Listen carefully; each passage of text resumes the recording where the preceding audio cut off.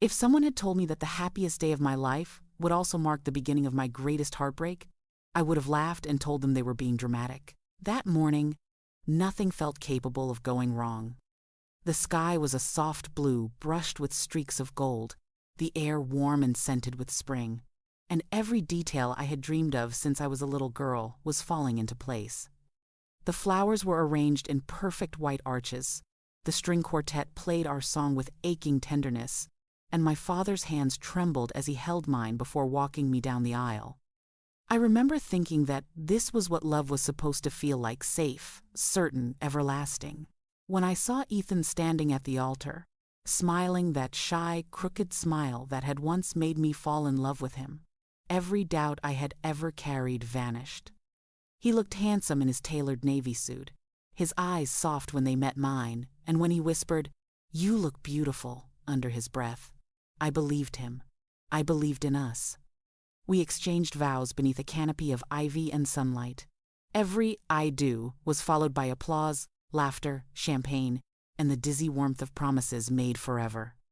People toasted to our future, to our love story, to the years we would grow old together. My cheeks hurt from smiling. My mother cried into her napkin. My friends told me I had never looked happier. And it was true in that moment. I was sure I was stepping into a new life built on trust and devotion. But even in the midst of the joy, something felt off. Ethan laughed, but his eyes kept darting toward his phone. He checked it more times than I could count, his brow furrowing as if waiting for a message that never came. Twice, he excused himself to take a call, saying it was work, even though I knew he'd taken the week off. I told myself not to overthink it. Nerves, I reasoned. Cold feet, maybe. Weddings were overwhelming, and this one was no exception. I swallowed the unease, buried it under the sweetness of the day, and told myself that tomorrow, none of this would matter. Tomorrow, we'd be husband and wife, and everything would make sense. At first, I didn't even notice him slip away. The reception was a blur of clinking glasses and congratulatory hugs, a carousel of familiar faces and warm wishes. Everyone wanted a moment with us, a photo, a toast, a story about how they knew we were meant to be. Ethan stood by my side through most of it, smiling politely, shaking hands, thanking people. But then, in the middle of my aunt's overly long speech, I felt his hand slip from mine. I turned just in time to see him leaning toward his brother, whispering something into his ear. A moment later, he was gone. Probably getting some air, I told myself. It was nothing. People needed breaks. But minutes passed, and then more minutes, and still no sign of him. Guest asked where he'd gone, and I offered a light laugh, the kind that pretends everything is fine. Just a quick phone call, I said. He'll be right back. But an hour later, I was still saying it, and the smile I wore had started to feel like a mask that was slipping. My heart pounded quietly under my wedding dress, each beat an unanswered question. Where was he? Why hadn't he come back? Why wasn't he answering his phone? I circulated through the room, glass of champagne in hand, pretending to listen to conversations I wasn't hearing. I told myself he was planning some surprise, maybe fireworks, maybe a dance, something he'd kept secret to make the night unforgettable. But the longer he was gone, the harder it became to believe my own lies. That's when one of the waitresses approached me, wiping her hands nervously on her apron. "Ma'am," she said quietly, "I don't mean to bother you, but I think I saw your husband heading downstairs earlier." I frowned. Downstairs? Yes, toward the old basement door. I thought it was strange. It's usually locked. A cold knot formed in my stomach. The basement. No one had mentioned anything about going down there. No reason to. And yet, Ethan had. Without a word, without a goodbye, and suddenly, the night that had felt like the start of forever began to feel like the beginning of something I wasn't prepared to face. By the second hour, the questions began. At first, they were lighthearted and teasing, "Where's the groom hiding?" Or, "Is he sneaking off to plan a grand surprise?" But as time stretched on, the laughter dimmed and curiosity sharpened into concern. My maid of honor squeezed my hand, her smile tight. "I'm sure he's fine," she said, but the uncertainty in her voice betrayed her words. I pulled my phone from the pocket sewn into my gown and sent Ethan a message. "Where are you?" No reply. I called. Straight to voicemail. I called again. Nothing. The music kept playing, the guests kept dancing, but I felt like I was standing still in the middle of a moving world. I forced myself to smile, to thank people for coming, to pose for photos I wouldn't remember later. But my mind was elsewhere, tracing back through the past weeks, searching for signs I had ignored. And there were plenty. The late-night work calls that ended abruptly when I entered the room. The trips to pick something up that took hours longer than they should have. The sudden changes of plan that he brushed off with a vague excuse and a kiss on the forehead. I had chalked it up to stress, to pre-wedding nerves, to the chaos that comes with planning a future together. But standing there in my wedding gown, staring at the unread message on my phone, I couldn't stop the thought from creeping in. What if this isn't nerves? What if something is terribly wrong? Still, I clung to denial like a lifeline. Maybe he'd felt faint. Maybe he needed a moment to himself. Maybe, and this one I repeated most often, he was planning something special, something that would sweep me off my feet.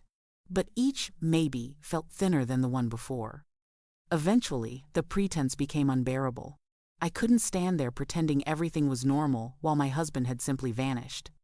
I slipped out of the reception hall and into the quiet hallway beyond. My heart beat loud in my ears. I was done waiting. Whatever was happening, I needed to know. I needed to find him even if I wasn't ready for the truth I might uncover. The hallway was cooler and darker than the reception room. The air heavier, as if the old manor was holding its breath. My heels clicked against the polished wood as I followed the faint memory of the waitress's words. He went downstairs. At the far end, half hidden behind a faded tapestry, I found the narrow door I had never noticed before. It was old, older than the rest of the house, with iron hinges and a brass handle dulled by time. A small sign read "Private, Staff Only." I hesitated. This wasn't part of the venue tour. It wasn't part of the plan. But neither was my husband disappearing without a word. I pushed the door open, and a cold breath of air drifted up from below. The staircase was steep and narrow, carved from rough stone, and every step I took echoed in the silence. My dress snagged on the uneven edges, the hem gathering dust as I descended into the shadows. The cheerful music from above faded into nothing. All that remained was the sound of my own breathing and the rhythmic thud of my heartbeat. At first, there was only darkness and silence. The cellar smelled faintly of earth and wine, the air damp against my skin. I told myself this was pointless, that I'd find nothing but crates and cobwebs and feel foolish for letting my imagination run wild. But then I heard it faint at first, almost imperceptible. A soft, mechanical hum pulsed from somewhere deeper within, steady and deliberate, like a machine cycling through a task. And beneath it, layered so subtly I almost missed it, came the sound of voices. Muffled, low, intimate. My pulse spiked. I froze, straining to listen. A laugh male, then a murmur female, soft and familiar in a way that made my skin prickle. I swallowed hard and crept closer, every instinct screaming at me to turn back, but I couldn't. At the bottom of the stairs, a heavy wooden door stood slightly ajar, a thin line of light cutting across the cold stone floor. I pressed my ear to it, my breath shallow. Whatever lay beyond that door was the reason Ethan had disappeared.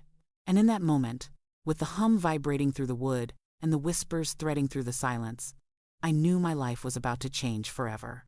The longer I pressed my ear to the door, the louder the sound became, a low, steady hum that vibrated against the wood and crawled beneath my skin. It was mechanical, rhythmic, too deliberate to be something harmless like a water heater or an old pipe. And then there was the voice. At first, it was only fragments, muffled by the thick door, but each syllable seemed to tug at a thread buried deep in my memory. I knew that voice. I had heard it over coffee, over phone calls, in laughter shared across kitchen tables, but I couldn't place it. Not yet. The hum grew louder, and now there was movement, 2 footsteps, a soft rustle of fabric, a drawer sliding open, then laughter, high-pitched, carefree. Definitely not Ethan's. and certainly not mine. It sliced through me like a blade, sharp and undeniable. And in that instant, something inside me shifted. All the excuses I'd rehearsed, the surprise he might be planning, the possibility of a misunderstanding, the hope that this was just a mistake, they all shattered. This wasn't nerves or sentimentality. This wasn't a misunderstanding. Something was wrong. My body went cold. My breath caught somewhere between my lungs and my throat. I pressed my palm flat against the wood to steady myself, but even the solid surface beneath my hand felt unstable, as if the world on the other side of it had tilted. I thought of every secretive phone call, every unexplained absence, every moment I told myself I was being paranoid. This was the reason. It had to be. My legs trembled as I stepped back, gripping the doorknob with damp fingers. For a second, I hesitated, heart hammering against my ribs, afraid of what waited beyond.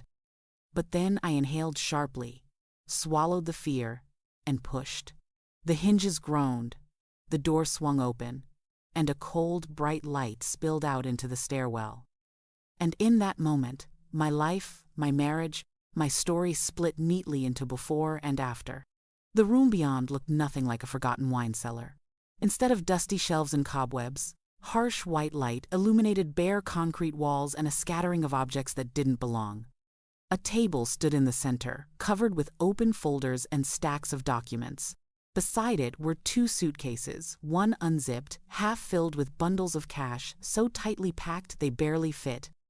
And near the far wall, under the glare of a single industrial lamp, stood Ethan. He wasn't alone. My breath caught as my eyes fell on the woman beside him. For a heartbeat, my brain refused to process what I was seeing. The familiar blonde hair, the silk dress I had helped her pick out, the face that had been smiling at me all night. It was Lila, my cousin. My maid of honor, my closest friend since childhood. They both froze when they saw me.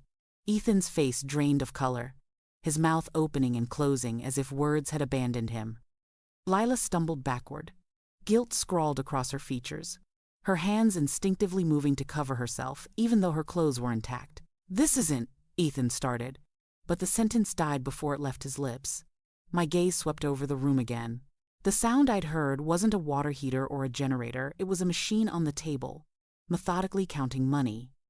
Next to it, a small metal safe sat open, its interior lined with more bundles of cash, jewelry, and sealed envelopes. There were passports scattered across the table too, some with names I didn't recognize, one with Ethan's photo under a different name. The air was thick with betrayal, with secrets I hadn't known existed. My wedding dress suddenly felt heavy and ridiculous, like a costume from a life I no longer belonged to. "What is this?" My voice came out low, almost steady, though my hands were shaking. Neither of them answered. Ethan stepped forward, reaching for me, but I stepped back as if his touch might burn. "Tell me," I whispered. "Tell me now." The silence that followed was louder than any confession. Because deep down, I already knew, whatever life I had believed in, whatever future I had dreamed of, had just been buried here, in this cold, dim room beneath the place where I had said I do. "Wait," Ethan said, hands raised slightly, palms trembling. "It's not what it looks like." The words were almost laughable, a pathetic cliché. And yet he said them with the desperate conviction of a man clinging to the last thread of control. "I can explain," he added, stepping over a bundle of cash as if pretending it wasn't there would make it invisible. I stared at him, silent. This isn't about us," he continued, his voice shaky, rehearsed. "Lila was just helping me sort things out. It's complicated. More complicated than you think." My laugh came out broken and sharp. "Sort things out?" I repeated. "With my cousin? In a locked basement? Surrounded by money and fake passports?" He flinched but pressed on. "I owe some people money. I had no choice. He stopped himself, eyes darting to Lila, who stood pale and silent in the corner. "I didn't want to involve you. I was trying to protect you." "Protect me?" The words tasted like acid. "By cheating on me? By planning God knows what under my feet while I was upstairs dancing with our families?" Ethan's face hardened. "It's not like that. Lila and it's complicated. It started before we were engaged. It wasn't supposed to go this far. A cold wave rolled through me. Before we were engaged. Before the proposal. Before all the promises. He hadn't just betrayed me, he'd been lying from the very beginning. My chest tightened as a new, more horrifying thought settled in. The house, I whispered. His jaw twitched. What about it? You insisted we put it in both our names, I said slowly, my mind piecing fragments together. You pushed me to add you to the business registration. The accounts. All of it. Was that what this was really about? He didn't answer, and the silence was confirmation enough. My knees felt weak. The wedding, the vows, the promises, the future had never been about love. It was leverage. It was access. Ethan wasn't just cheating on me. He was building an escape plan with my life as collateral. I was going to fix it, he muttered. Once everything was in place, we could have started fresh, you and me. You and me? I repeated, my voice shaking. You built an entire lie around me. And as I looked at the man I thought I knew, the man I'd sworn to love, I realized he had never really been mine at all. I don't know how long I stood there, staring at him, the stranger wearing my husband's face. Rage surged and receded in waves, colliding with heartbreak until I could barely tell one from the other. How could you? I whispered, the words barely audible. How could you stand there and promise me forever when you were planning to run? Ethan's expression shifted, the desperation drained from his face, replaced by something colder, sharper. You don't get it, he said, his tone suddenly flat, almost bored. I did what I had to do. You've always lived in a fantasy world. You think love is enough to build a life on? It's not. Money is. Security is. My stomach turned. You used me. I built something, he snapped. I gave us a future. You should be thanking me instead of acting like a victim. That word victim made something inside me snap. I am your wife, I hissed.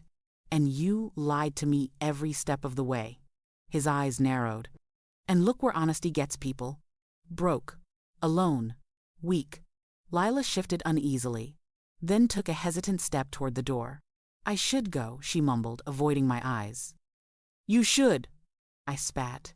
She disappeared without another word, her heels clicking up the stairs until the door slammed above us. The room fell silent. Ethan stepped closer, lowering his voice. You need to forget what you saw, he said. Walk away from this, and we can pretend it never happened. But if you open your mouth to anyone, you'll regret it. It wasn't just a threat, it was a promise. I could see it in his eyes, that glacial, calculating stare. The man I thought I knew was gone. In his place stood someone who would burn everything down to save himself. For a long moment, I said nothing. Then, slowly, I nodded. Okay, I whispered. I understand. His shoulders relaxed, mistaking my silence for surrender. But inside, something different was happening. Beneath the wreckage of betrayal and pain, something steady and deliberate was taking shape. I wasn't going to collapse. I wasn't going to hide. He thought I was powerless, that he had taken everything from me. But he was wrong. I had nothing left to lose, and that made me dangerous. And in that basement, surrounded by his lies, I began to plan. I didn't speak another word to him that night. I didn't scream. I didn't cry. I didn't demand explanations. I just stared at the man who had dismantled my life piece by piece, and quietly began collecting the evidence that would help me destroy his. While Ethan busied himself shoving papers into a suitcase and making frantic phone calls, I slipped my phone from the pocket of my gown. My hands barely shook as I snapped photo after photo. The money, counter mid-cycle, the stacks of cash, the open safe filled with stolen valuables, the fake passports with his picture under false names. I recorded snippets of his phone calls, captured his voice as he cursed Lila for panicking, as he warned someone that the timeline had to change. Every word, every image, every tiny piece of this grotesque puzzle, I stored it all. And then, without a word, I turned and walked up the stairs. The night air was cold when I stepped outside, and for the first time since saying, I do, I could breathe. I didn't return to the reception. I didn't say goodbye to anyone. I simply got into a car and drove until the estate was nothing more than a faint glow in the rearview mirror.